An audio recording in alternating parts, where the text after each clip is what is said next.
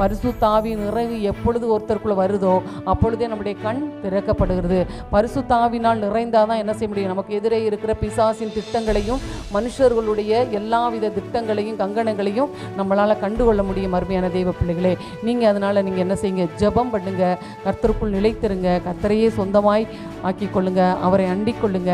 எதையுமே நெகட்டிவாக யோசிக்காதீங்க, சந்தேகப்படாதீங்க. கர்த்தர் சொல்லுகும் பொழுது அது நிச்சயமாய் நடக்கும், அது நிறைவேறும். பொய் சொல்லாது, குறித்த காலத்துக்கு அது என்ன வைக்கப்பட்டிருக்கிறது. இப்போ வேதங்களை நீங்கள் சொல்லி அறிக்கையிடும் பொழுது நிச்சயமாய் நீங்கள் என்ன செய்வீங்க?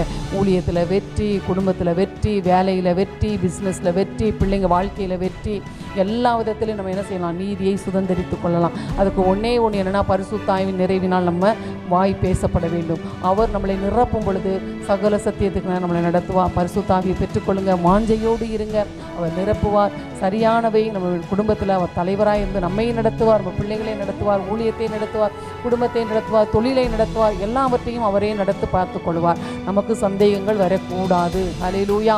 அது சந்தேகம் வராமல் இருக்குன்னா ஆவியானவர் நடத்துதல் நமக்குள்ளே இருக்க வேண்டும்.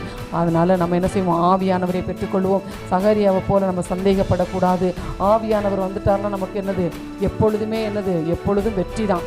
அவர் நம்ம போய் தொட்டதெல்லாம் என்னது? ஆசீர்வாதமாக இருக்கும். வியாதி சிலர் கைகளை வைப்பீர்கள், அப்பொழுது அவர்கள் சுஸ்தமாவார்கள் என்று வேதம் சொல்லுகிறது.